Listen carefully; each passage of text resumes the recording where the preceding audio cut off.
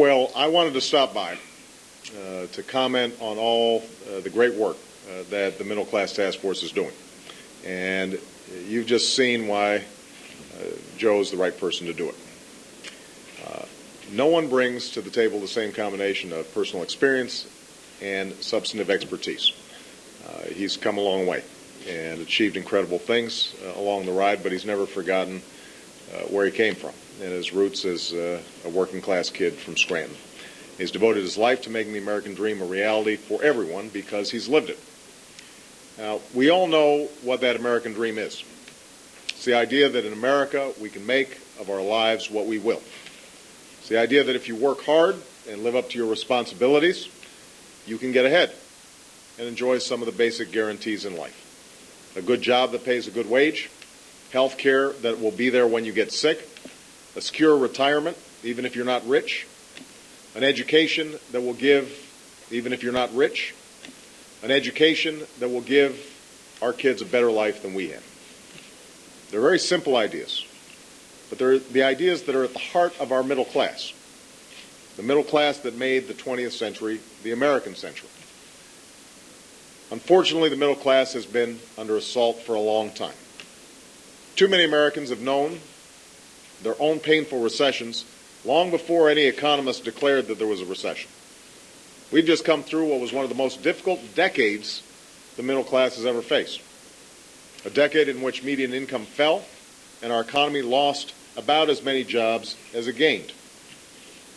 For 2 years, Joe and I traveled this country, and we heard stories that are all too familiar. Stories of Americans barely able to stay afloat despite working harder and harder for less, premiums that were doubling, tuition fees that were rising almost as fast, savings being used up, retirements put off, dreams put on hold. That was all before the middle class got pounded by the full fury of the worst economic crisis since the Great Depression. Their stories are why Joe and I ran for this office, to reverse those trends, to fight for the middle class, to make sure working families have a voice in the White House, and to do everything within our power to make sure they don't just survive the crisis, but again, they can thrive. When we walked through these doors last year, our first and most urgent task was to rescue our economy, to give immediate relief to those who were hurt by its downturn, but also to rebuild it on a new, stronger foundation for job creation. So we helped state and local governments keep cops and firefighters and teachers on the job, helping to plug their budgets. We invested in areas with the most potential for job growth, both immediate and lasting, in our infrastructure, in science and technology, in education, in clean energy. And these steps have saved or created about 2 million jobs so far. But more than 7 million have been lost as a consequence of this recession, an epidemic that demands our relentless and sustained response. Now, last month, the House passed a new jobs bill. The Senate, as we speak, is hard at work developing its own job creation package. Creating good, sustainable jobs is the single most important thing we can do to rebuild the middle class, and I won't rest until we're doing just that.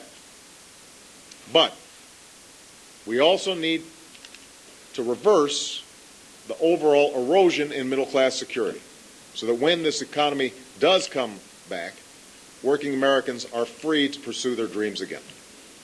There are a variety of immediate steps we can take to do just that, steps we're poised to begin taking in the budget that I'll put forward next week. Joe already spoke about some of these proposals in detail, proposals that make it a bit easier for families to get by, for students to get ahead, and for workers to retire. To make balancing work and family more realistic, we'll make it easier to care for children and aging loved ones. To make college more affordable, we'll make it easier for students to pay back their loans and forgive their debt earlier if they choose a career in public service. And to make retirement more secure, we're going to make it easier to save through the workplace.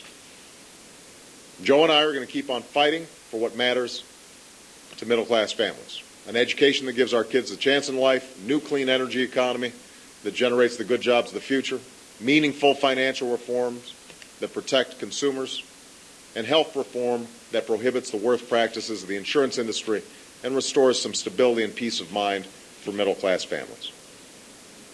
Now, none of these steps alone will solve all the challenges facing the middle class. Joe understands that, so do I. So do all my members of the Cabinet and our economic team. But hopefully some of these steps will reestablish some of the security that's slipped away in recent years. Because in the end, that's how Joe and I measure progress. Not by how the markets are doing, but by how the American people are doing. It's about whether they see some progress in their own lives. So we're going to keep fighting to rebuild our economy so that hard work is once again rewarded, wages and incomes are once again rising, and the middle class is once again growing. And above all, we're going to keep fighting to renew the American dream and keep it alive, not just in our time, but for all time. So again, to our team, and that includes, by the way, the folks over here, thank you for the great work that you've done.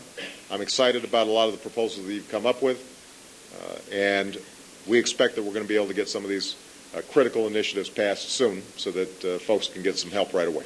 Thank you very much.